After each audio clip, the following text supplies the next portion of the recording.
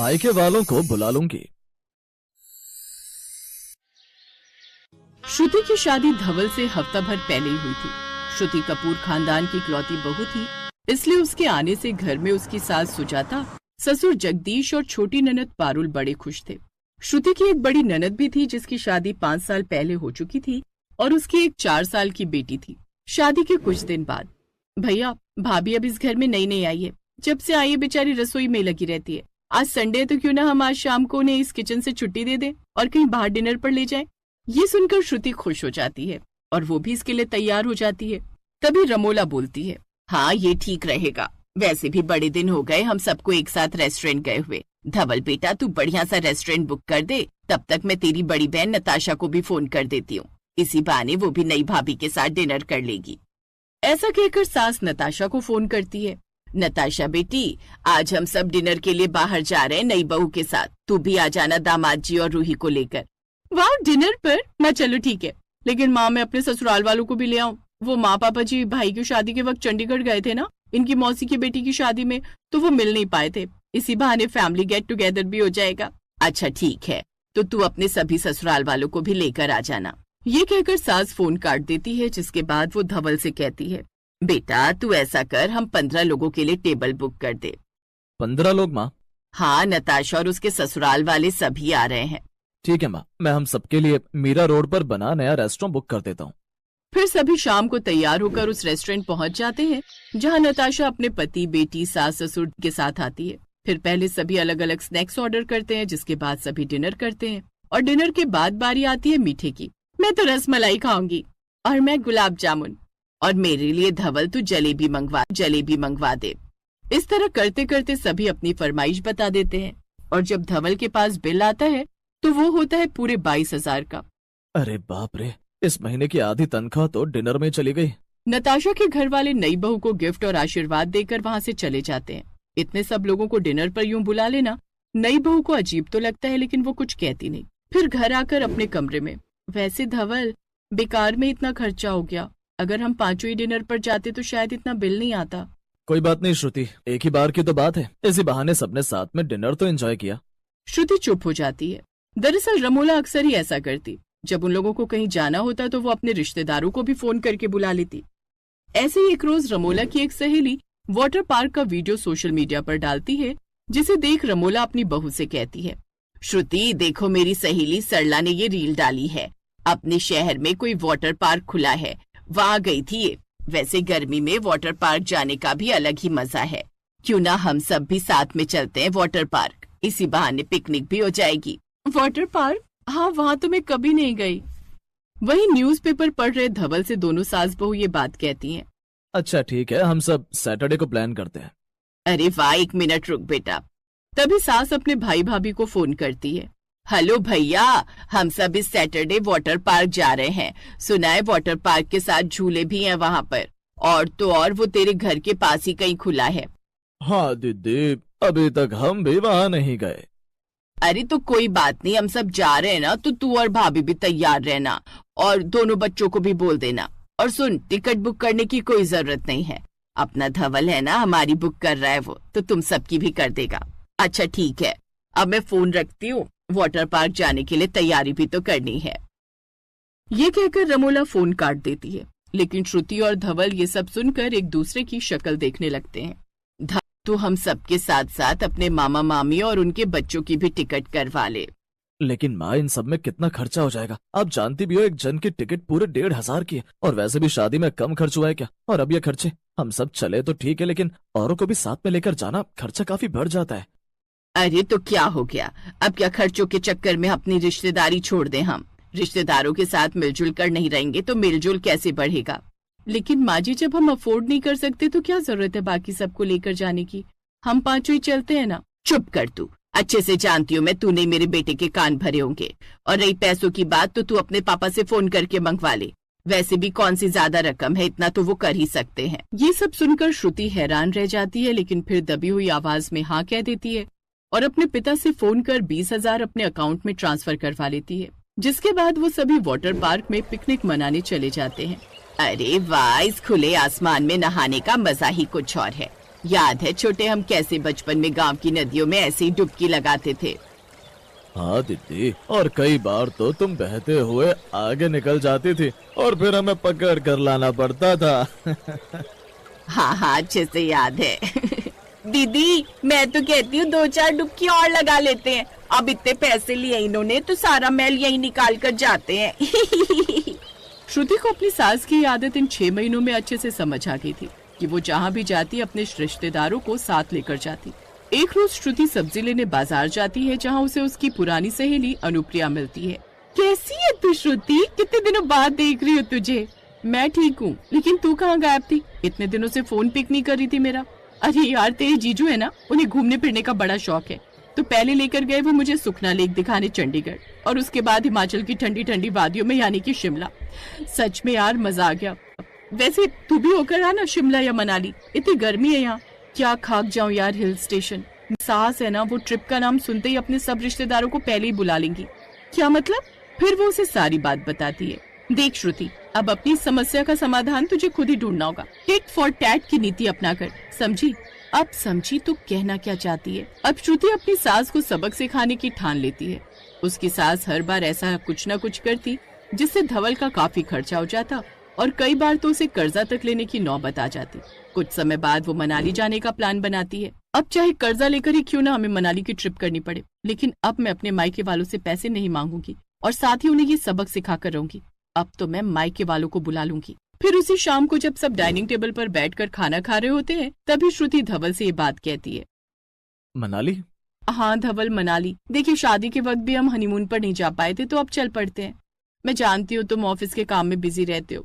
Don't worry, सारा trip मैं plan कर लूंगी। वाह, मनाली तो मैं भी कभी नहीं गई बहू। तू एक काम कर, 10 कमरे बुक कर देना। 10 कमरे? वो क्यों माँ जी? अरे हम सब के लिए, और साथ में मेरी बड़ी दीदी यानी तुम्हारी मौसी सास और उनका परिवार भी जाएगा। लेकिन वो सब क्यों माँ? अरे तो क्या भूल जाऊं उन्हें? जब बचपन में माँ हमें छोड़कर चली गई थी तब उसी ने हमें बच्चों की तरह पाला पोसा था, और वो अपने परिवार के बिना कहीं नहीं जाती, इसलिए तू सबके लिए रूम बुक कर। श्रुति अब एक रिसोर्ट बुक करती है जिसमें वो एक साथ 25 कमरे बुक करती है। ये क्या बहू, तूने 25 कमरे क्यों बुक कर दिए?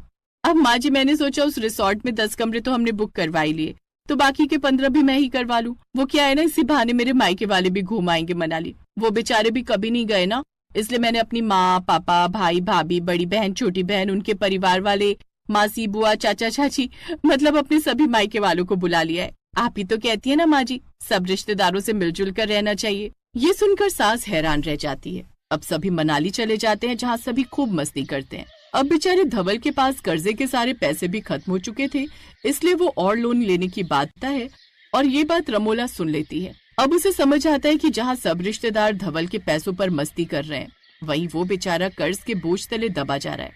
ये सब देखकर रमोला को अपनी गलती का एहसास होता है और वो बेटा बहू से माफी मांगती है।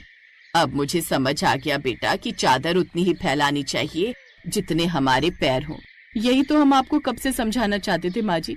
एंड डोंट वरी धवल, माँ जी मेरे मायके वालों ने अपना अपना खर्चा खुद दिया है, इसलिए तुम्हें कोई भी लोन लेने की जरूरत नहीं है, सब हमारे बजट में ही है। इस सबक से रमोला को सब समझ आ जाता है, और उस दिन के बाद वो कभी भी अपने रिश्तेदारों को फोन करके साथ चलने को नहीं कहती।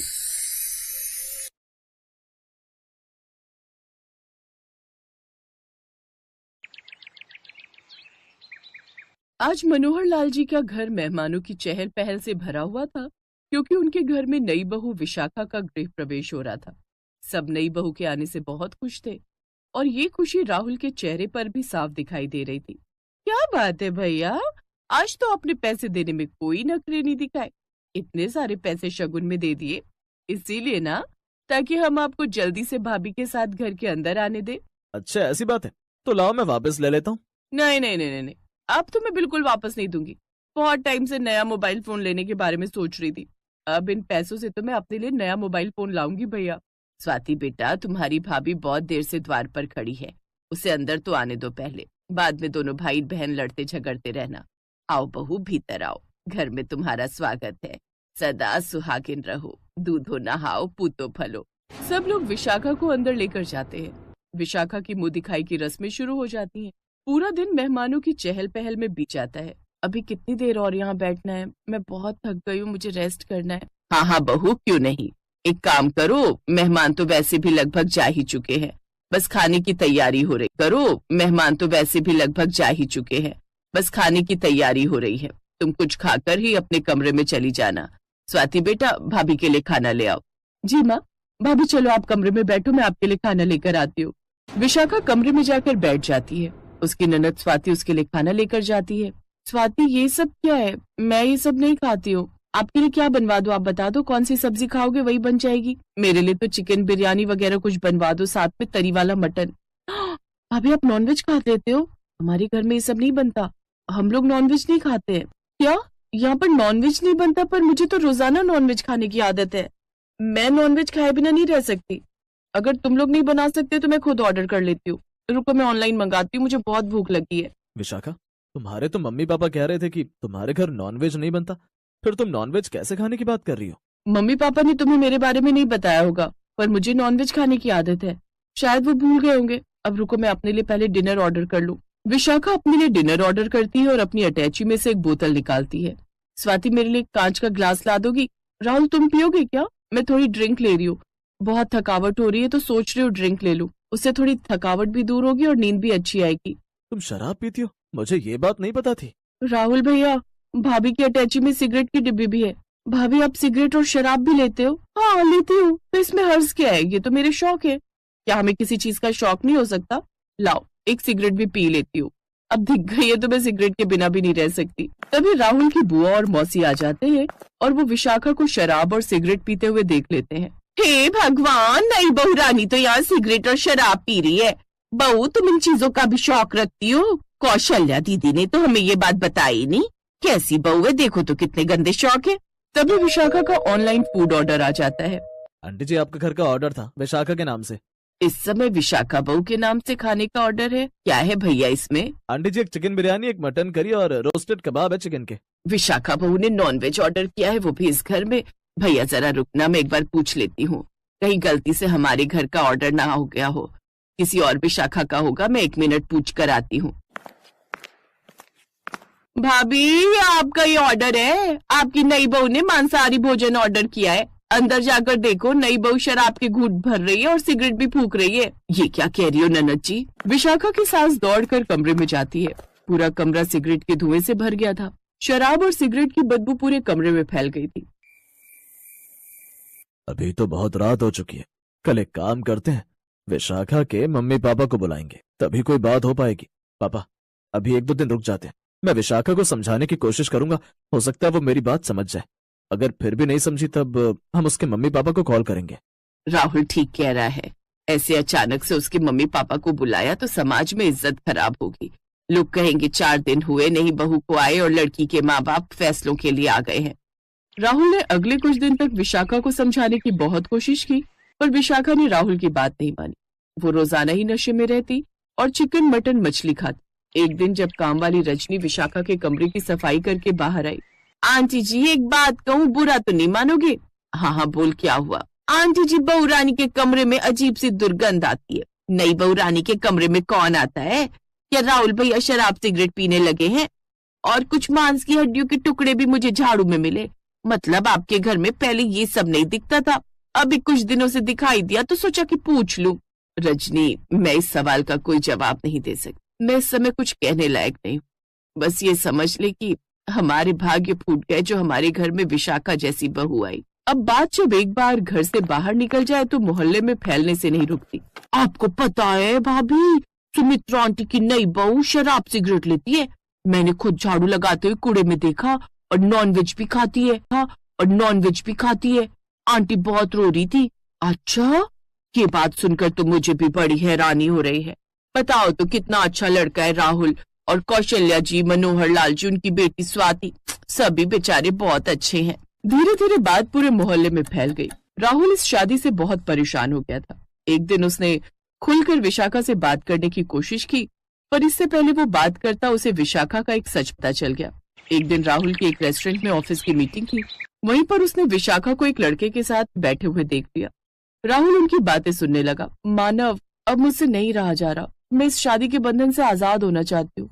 मैंने अपनी तरफ से पूरी कोशिश की इस रिश्ते को तोड़ने की। मैं रोजाना ऐसे काम कर रही हूँ जिससे खुद ही राहुल मुझे तलाक दे दे। उसके बाद मैं और तुम शादी कर लेंगे। ठीक है, तो एक काम करते हैं, हम अगले महीने शादी कर लेंगे। तुम कोशिश करो कि राहुल तुम्हें खुद ही तलाक दे दे। उसे बुलाने दो ना तुम्हारे मम्मी पापा को। अच्छी बात है, जब सबके सामने बात आएगी तभी तलाक हो पाएगा। तुम आज कुछ ज्यादा ही एक्टिंग कर लेना शराब पीने की। अपने आप ही बुला लेगा वो सबको। मैं भी अब तुम्हारे बिना नहीं रह सकता। मैं भी तुमसे बहुत प्यार करता हूँ। अगर तुम्हारे पापा तुम्हारी शादी मेरे साथ कर देते तो आज हम दोनों एक साथ होते, पर उन्हें तो अपनी बिरादरी में शादी करनी थी ना। मैं ठहरा इंटरकास्ट। तुम जानते हो मैंने राहुल के साथ अभी तक पति पत्नी का कोई रिश्ता नहीं रखा और ना ही रखूंगी। मैं सिर्फ तुम्हारी हूँ मानव, और तुम्हारी रहूंगी। बस मुझे एक हफ्ते का समय दो, मैं तुम्हारे पास आ जाऊंगी। राहुल अब तक सारी बात समझ गया था। वो जानता था कि विशाखा उससे प्यार नहीं करती। विशाखा की शादी एक जबरदस्ती की शादी है। राहुल विशाखा के मम्मी पापा को बुलाता है। विशाखा, तुम आजाद हो। तुम तो मेरी कभी थी ही नहीं, पर तुम मुझे एक बार कहती तो सही, मैं तुमसे शादी नहीं करता और तुम्हें सब नाटक करने की जरूरत पड़ती नहीं। माँ पापा, मैं विशाखा को पति पत्नी के बंधन से आजाद कर रहा हूँ। विशाखा, तुम जैसे चाहती हो उससे शादी करो। मेरी तरफ से तुम आजाद हो। Thank you Rahul, thank you so much. Mummy papa, एक बार मैंने आपके कहने पर गलत डिसीजन ले लिया, पर अब नहीं। मैं मानव से शादी करने जा रही हूँ। मैं मानव के साथ बहुत खुश रहूंगी। सॉरी राहुल, मैंने तुम्हें बहुत हर्ट किया। माँ जी, पापा जी, स्वाति, आप सब भी मुझे माफ कर देना। राहुल ने मानव को घर पर ही बुला लिया था। स्वाति मानव के साथ बाइक पर बैठकर चली जाती है। राहुल की दूसरी शादी होगी, पर बहुत मुश्किल से होगी, क्योंकि शादी होने के बाद जब शादी टूटती है तो बहुत मुश्किल से दूसरी शादी होती है। चाहे लड़का हो या लड़की, अगर अपनी मर्जी का अच्छा जीवन साथी न मिले तो दोनों का जीवन परेशानियों से घिर जाता है।